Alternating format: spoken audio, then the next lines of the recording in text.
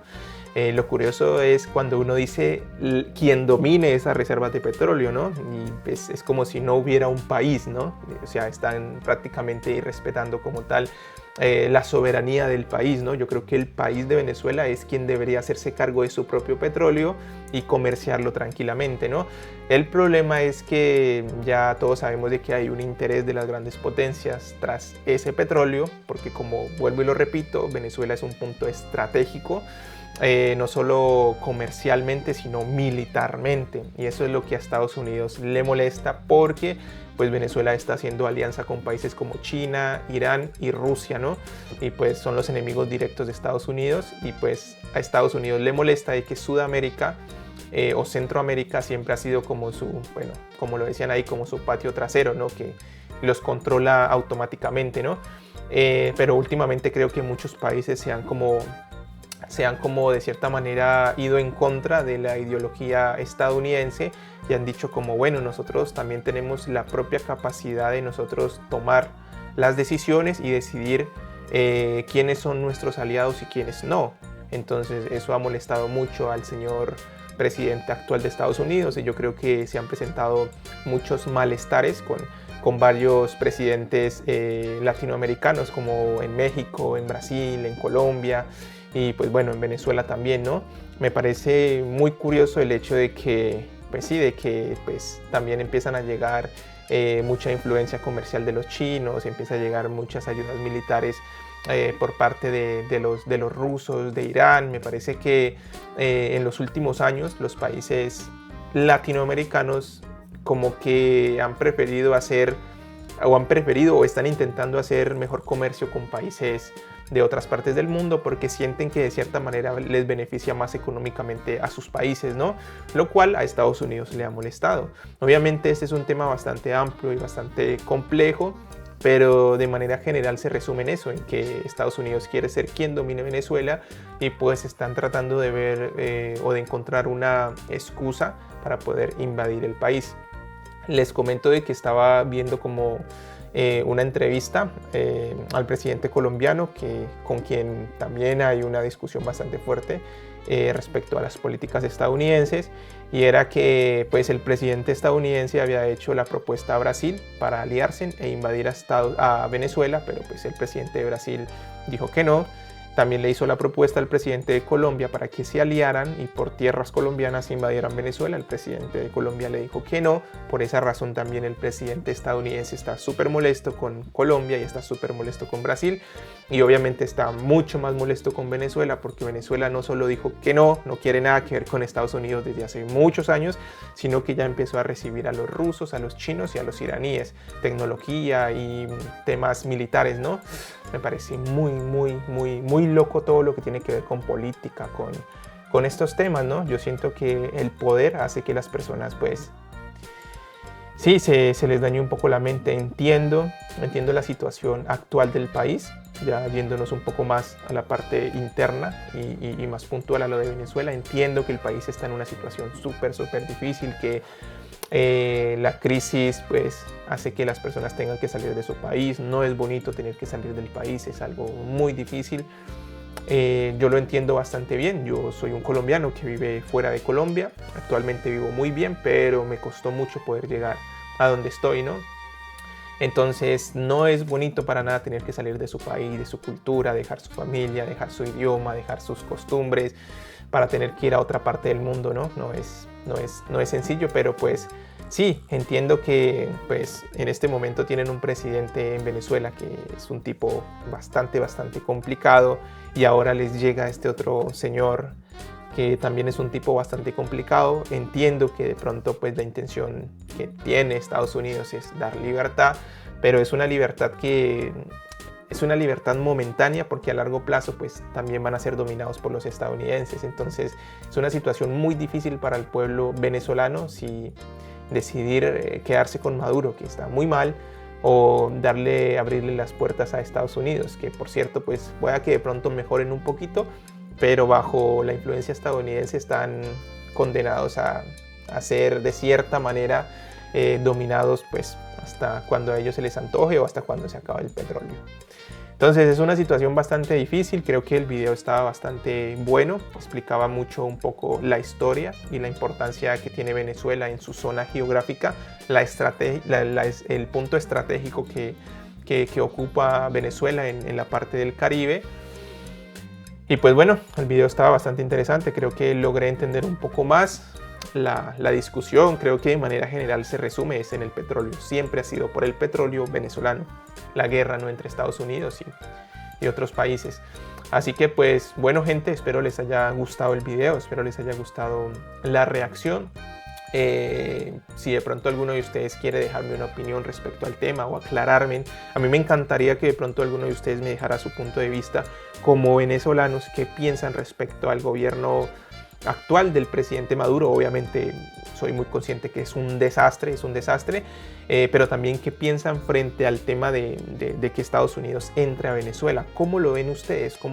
¿Qué piensan ustedes respecto a eso? Me gustaría saberlo. Si me lo dejan en los comentarios, me encantaría leer muchísimo esas ideas que ustedes me compartan. Y pues eso gente, si de pronto tienen algún video que me quieran compartir, me lo dejan ahí en los comentarios y yo con gusto reaccionaré. Así que pues no siendo más, espero les haya gustado esta reacción y nos vemos en la próxima. Chao, chao, y como siempre, un abrazo muy fuerte a mis amigos y a mis amigas venezolanas. Chao, chao.